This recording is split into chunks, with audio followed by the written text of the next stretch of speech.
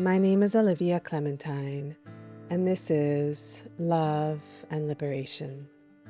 Today our guest is Erik Pema Kunsang. Erik is one of the most highly regarded Tibetan translators and interpreters.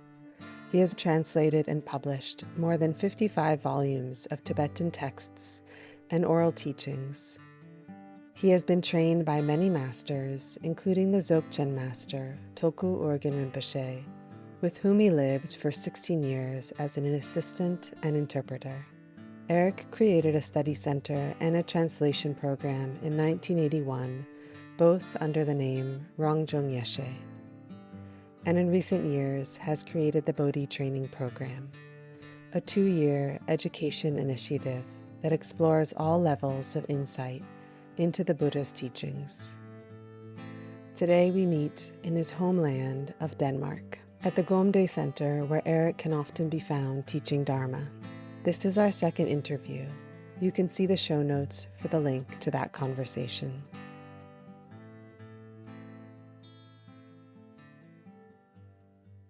Thank you so much, Erik, for taking the time, especially after this beautiful retreat that you co-taught with Rinpoche.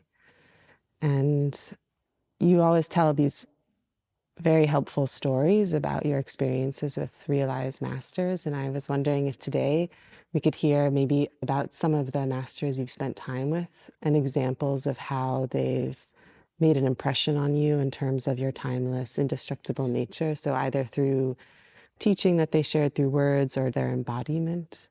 So I thought maybe we could start with Tulku Urgyen Rinpoche, because you spent 16 years alongside him, and if there is maybe a story or experience that you would be willing to share. The first thing that comes to mind is a close childhood friend of Tulku Urgyen by the name Trulshik, Adeu Rinpoche, who is also one of the teachers of the Dzogchen Rinpoche.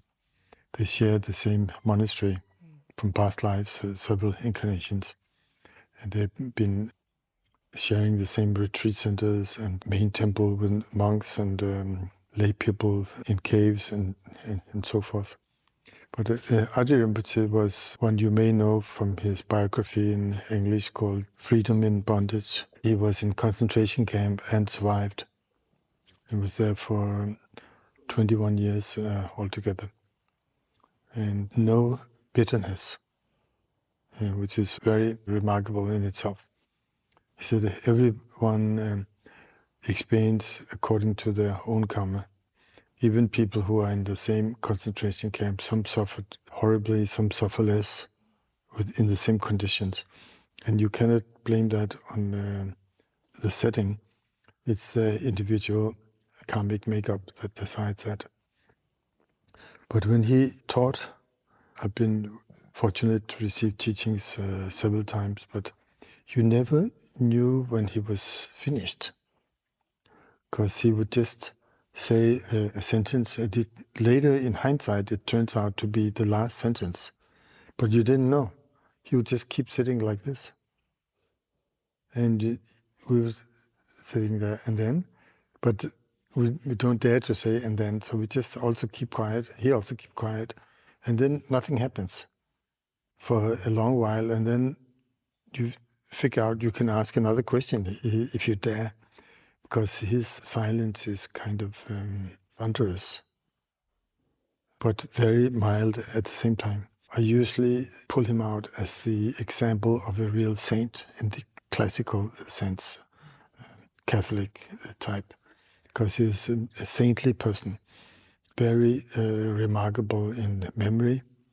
He knew where everything was in every text, all these things, where everything is in the world, no mixing up anything, and that in the middle of all that, he could be unmoved, unswayed by circumstance. So that's the type of person that really comes to mind as a remarkable presence, mild and totally unruffled, and yet very, very wise at the same time. But there are so many masters I've met. I don't know, Tulku Urgyen was also extraordinary, but I didn't know that. at first. I met him first while he was correcting calligraphy on the walls in the main temple in his big monastery in Bodhisattva, which is now headed by Chögyam Rinpoche. And I thought he was just an artist.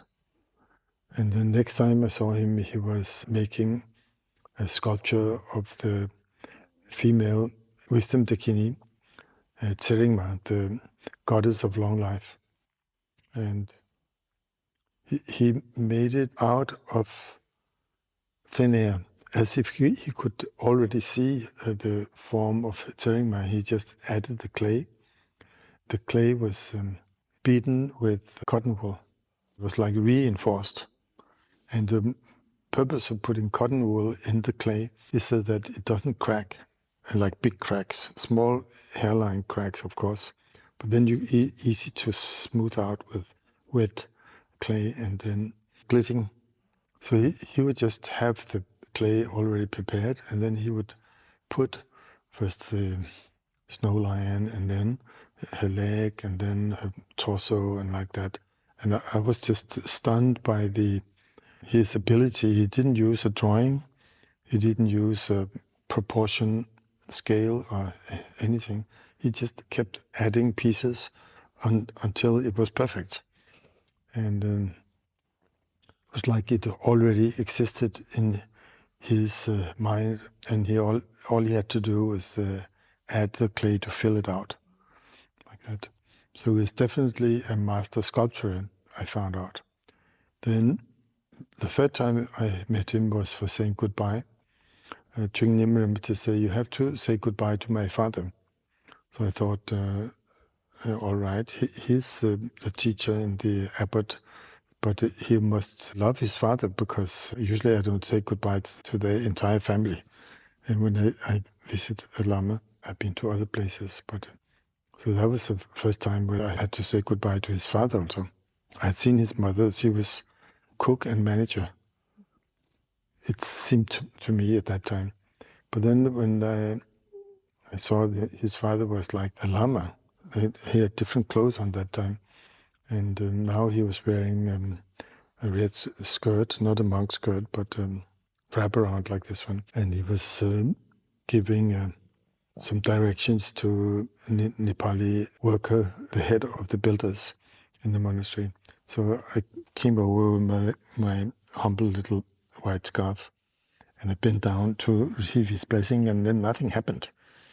And then I looked up, and he had also bent his head down, so we were like facing each other like two bulls, not about to attack. But so then I moved a little closer so that he could touch my head, but he didn't. So I moved even more closer, and then we bumped heads because he had also bowed down. And I found that he did that to everyone. So I was totally stunned by that sense of respect for everyone that he demonstrated. Because for him, every person was worthy of respect and veneration. Later on, over the years, I came to understand his view, and his teaching was exactly like that, respect for everyone, because of acknowledging the deepest in each person. There was no sense of superiority. And I am a high master and you are not. That kind of denigration of another person. I never witnessed that even for a moment. You know, sometimes people, if they're teachers, they may be a little full of themselves and believing that they are something because of a title or years of practice or book knowledge. But even though he was incredibly learned and realized, he never put himself above anyone else. Even when he gave empowerment, we would usually sit same level, which was unusual. But when he gave empowerment to the regents of the 16th Karmapa, he insisted that they should sit higher than him. But he would just lift his hand up so that the water would flow down on their head or in their hand. But he didn't want to sit higher, because where he came from, that would be incredibly rude if you sit higher than the dignitaries from the tops of the four schools. So he didn't want to do that. But otherwise, it was always same level. Same level. And over the years, when I translated for him, I would sit, and he would sit in his meditation box, and I would sit on the bench, but right next to him. Same level. It wasn't that I was special, not at all, but everyone was special like that. And that I found was very, very extraordinary. Very extraordinary. But you will find that attitude of realization in all his teachings, like that. It was never that you have to progress in order to have Buddha nature. For him, everyone has, or more accurately, everyone is. It's not that you have a Buddha nature and then there's you as an owner of that. It's not like that. Everyone is the awakened essence in the form that they now have. And whether they know it or not, it's a different matter. All his sons, they embodied that understanding in their own ways. But Tulku Urgyen was incredibly humble, not in an artificial sense of playing the person with humility. It was not acting. He was just respecting the timeless nature in everyone, which is something that is hard to forget. Hard to forget. Dilgo Khyentse, which is very different. And Karmapa is radically different. He would move through people, not just a king, but as an emperor. And everyone in the room, both in the sense of Dilgo Khyentse and Karmapa, everyone would bow their heads. Whether they were Buddhist or not didn't matter. They could not just remain. They would join their palms and they would bend their neck. And because they could see visibly, both the Karmapa and the Dilgo Khyentse, there was someone really unique and dignified and supreme above everyone. But Tulku Urgyen could move through a crowd in an airport and nobody would notice. He could be invisible very easily. So people, meaning masters, they are different. They're not all the same. And did Tulku Urgyen, because you were with him as a translator for so many years, and you've said how many times he gave, pointing out the nature of somebody's mind instruction, and was there something regularly he turned to express that? I imagine he had many methods, but any that for you were particularly illuminating, where you noticed a very strong shift in your understanding of reality? Now, this is a public talk, so I can't say everything here. But one of the main things he would ask people at the beginning was to pay attention to the quality of space, spaciousness, because that is like an entrance door or a stepping stone to beginning to understand a Buddha nature. We have to know what space is as the fifth element among the five elements: earth, water, fire, wind. Then there is space, which is in our human society the main metaphor for mind, or even the nature of mind also. So to understand spaciousness as a non-thing means not a physical thing, not even a composite phenomena. Space defies all description in the sense of how it is made, how it comes about. and how it vanishes again, because space is not made and does not vanish. So to begin to understand this quality of space, that it is not a thing, it does not arise, and it does not cease. That was something he would spend time on, and depending upon whether people were new or so-called, I'm waving my fingers, quote-unquote, advanced practitioners, would make no difference. Because many people who have been practicing for years, they would still falter and answer in the wrong way when it comes to just this simple thing, describe space. So that's why I'll mention it here, is that people need to, before they get too high on Dzogchen or Mahamudra, understand space. Just ordinary, simple space as not a thing, and does not arise and does not cease.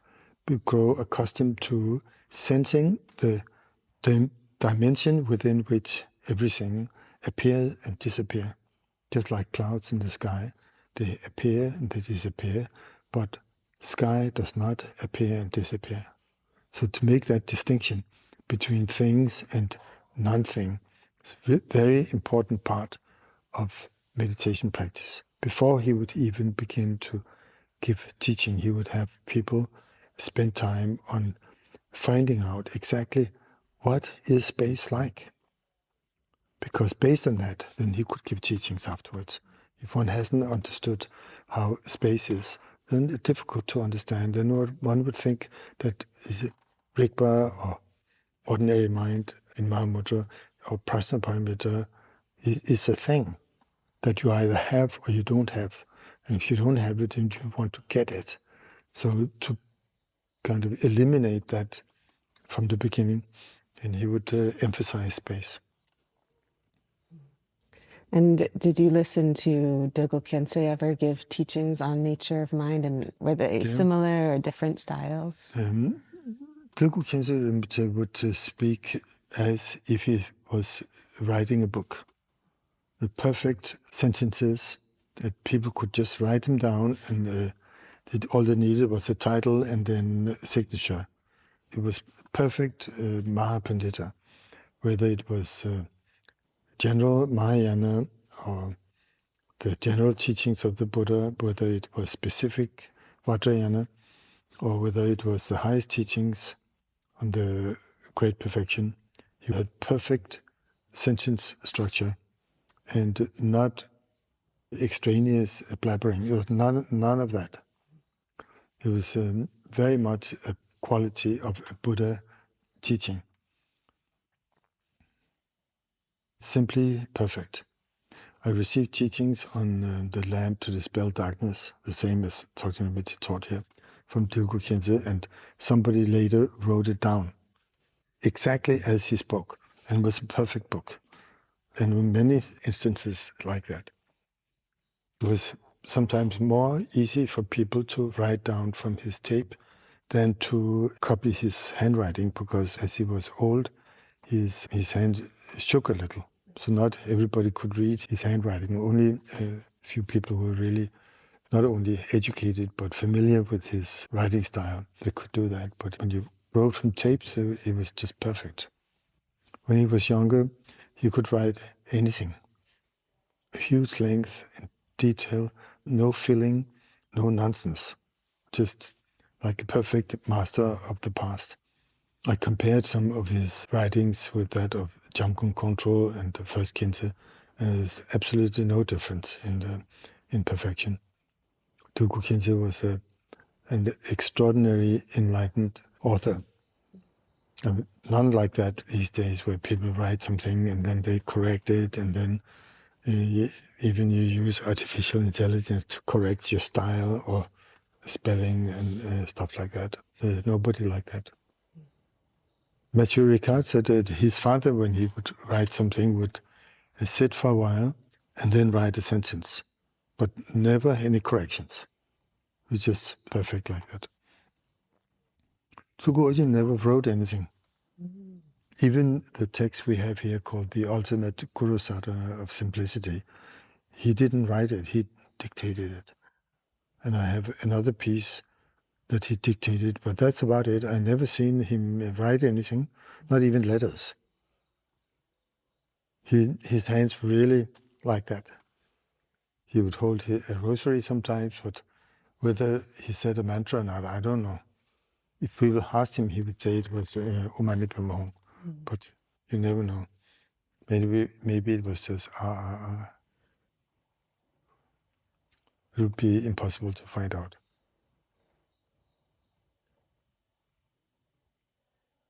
You've spoken about the fact that he had no process, that he just understood naturally the nature of reality. And what do you attribute that to? Formal training. That's how it is for all of us.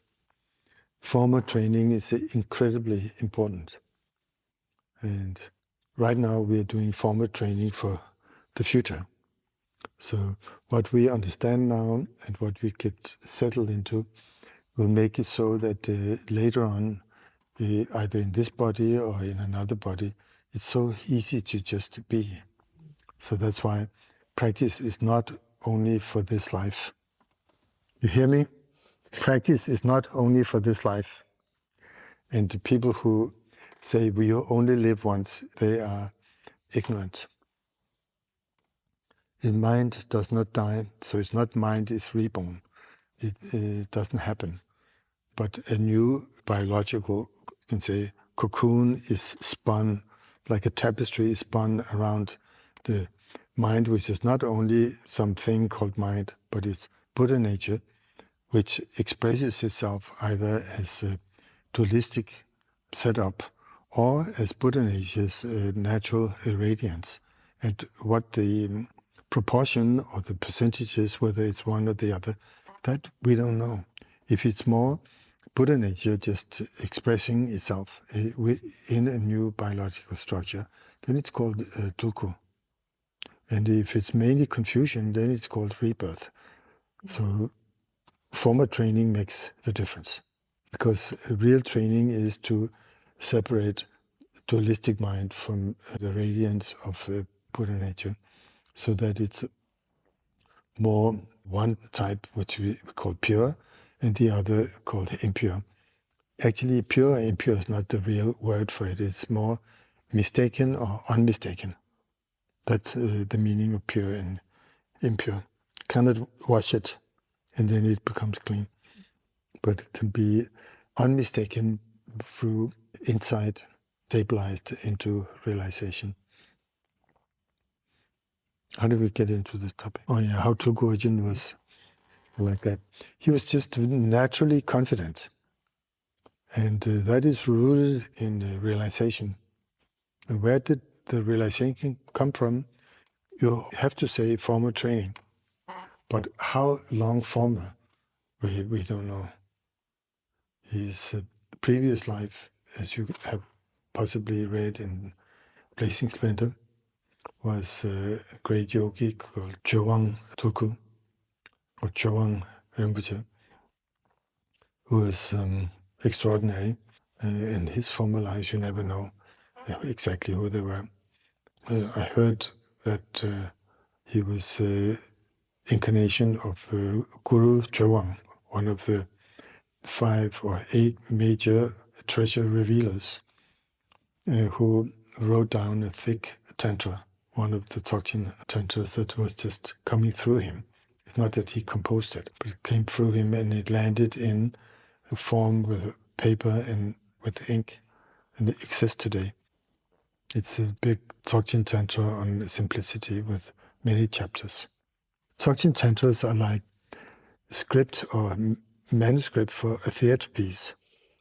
There's a setting, then there are the actors, and then one speak and another speak, and it's most of the Tantras are like conversation, mainly by the chief figure, which is the center of the mandala. But the other actors, they are emanations of the chief figure. So it's all a play, a magical play. That is what is called Tantra, with teachings that are meant for future recipients, meaning future audience of that theater piece. That's extraordinary. Many sutras are like that also. Conversations between enlightened beings. Extraordinary literature, not like normal playwrights who try to get some wisdom through or some understanding of how human nature, human dilemma unfolds, which is very, very, very good.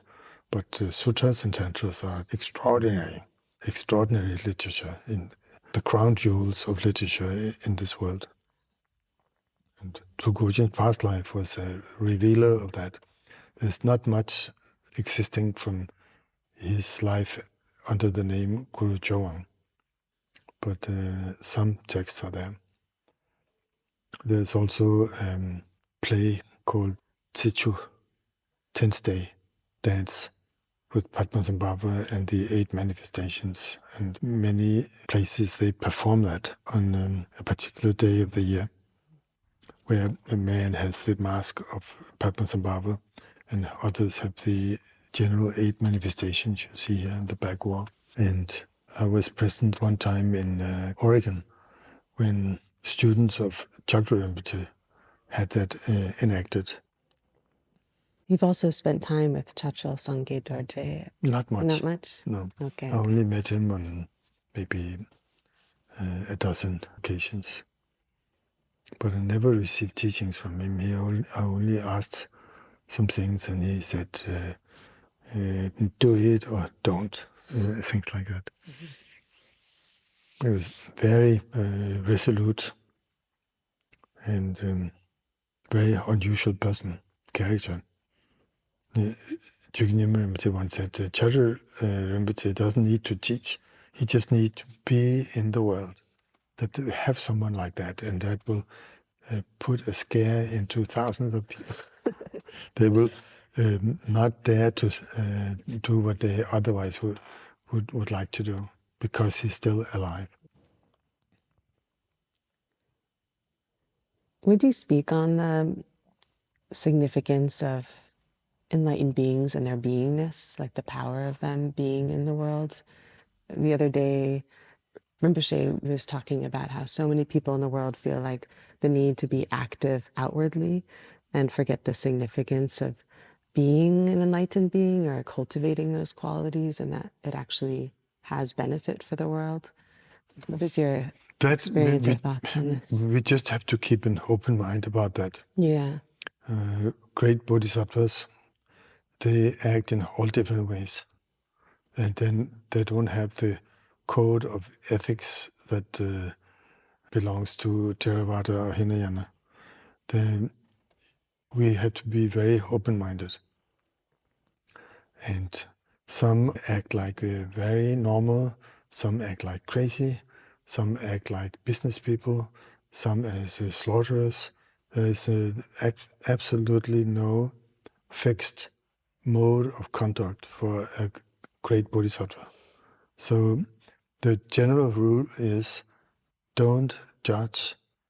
If you don't know the person, then don't say anything. It's much more safe, because there's an unhappy consequence of denigrating a bodhisattva. I can tell you a story about that.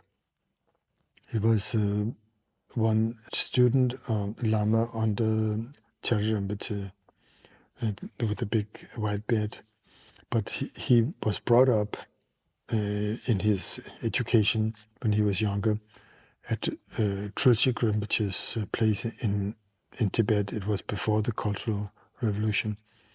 And he did his mundro and the chants and the recitations, all that, and then he was finally allowed in that system to request the pointing out instruction.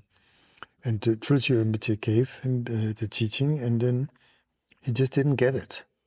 It was like there was a clap down, and he just couldn't open his mind to be receptive to that. So I requested again, and he did more purification practices, and still he couldn't. And Trulshik Rinpoche said, I know how to teach this, I've done my stuff, and you're not getting it, so there's something wrong with you. And then Trulshik Rinpoche was also clairvoyant, so at some point he said, you must have defamed or slandered a great Bodhisattva. So think about what time in your past you have done that. So the Lama, his name was Samten. Lama Samten, he thought about it and he couldn't think, no, I never did slander a Bodhisattva. Not possible. And Trulshik Rinpoche said, think again. You don't have to rush it. Just go to your heart and think it through. And then Lama Samten, he went back and he remembered that while he was a businessman in Old Tibet, there are no big roads. This is all trails, narrow trails, either on the plain or in the mountainside. And if it's a plain, you can easy to pass another businessman's yak train, like many yaks. They follow the lead yak and they just walk behind, and that's it. And you don't have to tell them the way, they know the way. The lead yak has gone this trail many times, and if he dies, then the second one will take over, and they know the way. That you don't have to whip them or anything like that. Yaks are much more clever and have much wider perspective. They will often stop up and look around, and then they'll know where to go. So 2 yak trains came in from different directions. Lama Samten, at that time he wasn't a lama, he was a businessman, was facing another, and the road was too narrow, so they couldn't pass each other, and his yaks, they got a little scattered over the mountainside. Often when you're a business person, you invest everything you have in the goods so that you can make a bigger profit. So he was upset, rightfully so. And it showed out that the other yak train or string of yaks could be several hundred, all with full load. They can carry maybe 70, 100 kilo each. They don't just want to go another way if they don't have to. So he said, those damn Kagyu lamas who just think they can chase away anybody else as if they have first right for everything. That was all he had said. And it turned out it was Karmapa's Labrang, it means a monastic institution, who's the owner of the competing string of yaks. He didn't know the Karmapa, but he just cursed whoever it was to whom they belonged. And that was it. So he went back to Trulshik Rinpoche and said, yeah, that was probably it. Now you have to apologize to the 16th Karmapa in person, not just do apology from afar, and like that. You have to walk all the way to Tsupu and then ask permission to apologize to the Karmapa in person. All right, he set out to do that. He walked all the way. I don't know where he lived, but Trulshik Rinpoche's place in Tibet was just behind Mount Everest, and the Karmapa Tsupu was near Lhasa. So in those days, there were no cars. So it would probably take 1 or 2 months to walk there. He did that. And he came before the Karmapa. Karmapa was walking out somewhere. So he threw himself on the ground and took hold of his foot. And the Karmapa said, let go, and kind of tried to shake loose. But Samten was very sincere about this. So he held on. So finally, the Karmapa said, okay, what's your problem? What do you want? And he said, I have slandered you with the sentence, and I'm really sorry. And then the Karmapa said, okay, it's over. That was it. And then when he went back to Trulshik Rinpoche and received the teaching at pointing out the instruction again, he recognized the nature of mind immediately. That was all it took. So I'm sure many of you may have slandered some bodhisattvas, so better clear it up as fast as you can if you want to train in Dzogchen, because sometimes it is possible that we think we got it, but we didn't really get it. And then the years go by. So there could be some haze or fog in our minds that need to be cleared up. If you can't do it in person, then at least make decision never to slander anyone who may be an incarnated Bodhisattva. Because why should we? But again, sometimes you just can't help it.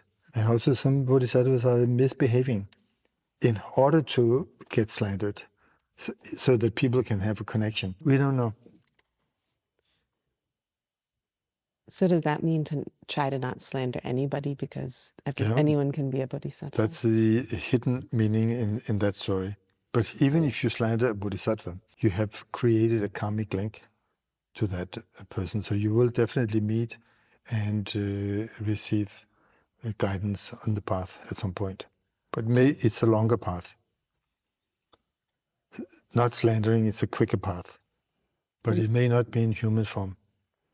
When the 16th Karmapa was very young, he had a servant called Yonga, Yonga. He was an old person and he died.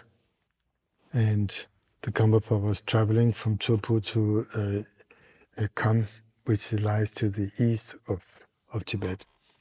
It's counted among Greater Tibet, but actually it's its own kingdoms. There's Adeu, Dorje, Nangchen, Nyarong, and each have their own king. So they were never considered part of Tibet. But they spoke and read, I wouldn't say they spoke Tibetan because dialect is very heavy, but they have the same script, exactly the same scriptures. And the old servant had died. And while they were traveling through a valley and along the river, there's side valleys going up. And at one side valley, the young Karmapa said, I want to go up this valley. And his secretaries and like ministers, because Karmapa was like a king, he said, no, we're not going that way. We're going the straight way because we're going somewhere in particular. The Karmapa was very regal. And he didn't take no for an answer. If he wanted to do something, he did it. So he said, I'm going that way. You can go wherever you want. So then they all followed, of course, which was a big deal because there could be like many hundreds of people on horse and a huge number of yaks also. So they came up a valley, and after a few hours, there was a shepherd with a lot of sheep. And Karmapa, he just yelled out, Yunga! And then one little sheep, it broke out from the flock and ran straight towards him and jumped into his lap. And he said, I want to buy this little sheep, lamb, and ask the shepherd for the price, and I'll pay it. The shepherd said, no, I don't want money, I'll be happy to give. But the Karmapa said, no, I insist on paying because he's mine. Then he told his attendants that this is Yunga. Unfortunately, he became a sheep this time around. So now he's back and we should take care of him for as long as he lives. He shouldn't be eaten, even though they like to eat lamb. But usually young lamb, they are never killed. They die in the winter by the freezing cold and then they're freeze-dried, and then eaten. But Yunga came back to the Karmapa. And also to Rinpoche, he said many years later, I have many people who are my followers and who have a dharmic connection, and they will not all be reborn as human beings next time. I know they misbehave and they have wrong views and like that, but they will always come back to me in some way, especially when they die. For a few moments, if they have a clean connection, even though they did this and that, they'll come before me and I can help them to be liberated at that moment. But many of my followers will be reborn in the lower realms. That's food for thought. You hear me out there? It's not enough to be a follower of a great master. It's not enough. So I hear it also. It's not enough. So what is enough? What is necessary? The two accumulations. The accumulation of merit and the accumulation of moments of wisdom, which means moments of timeless wakefulness.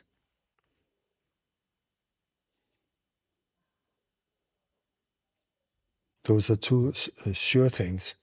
The accumulation of merit, which is not physical. It doesn't mean to give gifts to the Buddhas or bow down and other forms of worship. That's not the accumulation of merit. It's the attitude with which those spiritual activities are being done. Otherwise, it's just movements and shuffling things. The accumulation of merit is not in the bowing down, but it's the attitude of surrendering, the self-centered attitude. That is what is called merit. And that is accompanied by physical action of prostration. And hopefully, the attitude behind that is surrendering the root causes of samsara while prostrating. That is how it's supposed to be. And then it's the accumulation of merit. The accumulation of wisdom is many, many moments of acknowledging or accepting, whether it's according to Mahayana, Prajnaparamita, Mahamudra, or Dzogchen, doesn't matter. But acknowledging the timeless, pure quality that is the basis of every moment of consciousness. To acknowledge or accept, recognize that is called the accumulation of wisdom. And that is not an action. That is an action of surrender. But that's only a moment. And the next moment can be a long while, or it can be short. That is never sure. Depends on the power of the former training. But many, many moments like that is called the accumulation of wisdom. And Tulku Urgyen, he always said, like collecting water drops from the eave of the roof. And how is the barrel filled with water, with rainwater? The accumulation of wisdom is drop by drop. It's not like instantaneous enlightenment, which possibly is a little bit fiction. Sounds good. But the real instantaneous enlightenment is a moment at a time, a drop at a time. Instantaneous, yes, but still you need more in order to have a lot of water in the barrel. And that's very different from just sitting and waiting in an uncomfortable physical posture and hoping that it's over and that something will happen at some point. That's not called the accumulation of wisdom. That could easily be the accumulation of ignorance. But there's no other choice. If one doesn't have the right karma, one doesn't meet even an ordinary person who can point the right way. One only imitates the form of culture, like garden Buddha. How a garden Buddha sits, one tries to sit like that and try to be the memory of some acid trip long ago where everything was so easy and natural. But these days it doesn't come so easily. Days have gone by, years have gone by. So what we need is a living guide, a living teacher. That's extremely important because the words in a book can be twisted so easily to conform with one's own preconceived ideas. So it's much more not only practical but effective to meet with a living master who is a carrier of an authentic lineage of realization. That is what is important. But not just meet, but to receive the substance of that lineage of realization. And in order for that to happen, it's not easy. Many people don't want to travel. They want to wait until he or she comes to my town. I shouldn't be getting off my comfortable butt. So that could take many years or lifetimes. And by the time we then have the luck to meet someone, we may not be human. It's not certain that just because we are human this life, that we will also be a human body in the next time around. That's not sure. But we will for sure be somewhere among the six realms. That's guaranteed. So when you spent all of this time alongside Tulku Urgyen Rinpoche, how did you on a daily basis integrate the amount of just the teachings that he was giving and the experiences you were having so that you would be able to have more karmic ripening of your timeless nature, or understanding of it? That is not easy to answer. Most of my time was spent trying to avoid the timeless nature. So there's not much to talk about there. It's just how life is. Yeah. Making up projects and running away from the present moment in all different ways, which you, the listener, you mastered that as well. So I don't have to talk about that. What we need to is to turn it around and teach this mind to have new habits. And that it can begin every time we stop up and have a little sense that what I'm running after blindly here makes no sense. So what makes sense? That you don't have to hear from a teacher, a Buddhist teacher, or anyone else. You have to make up your own mind of what makes sense in this life, and then seek that. That is the beginning of any path. It doesn't start with meeting a great master, which we won't have the karma to meet unless we have answered with sincerely and with honesty this question of what makes really sense to use human life on. And then seek that, decide to find that. That comes before any spiritual teaching, is to use your own intelligence.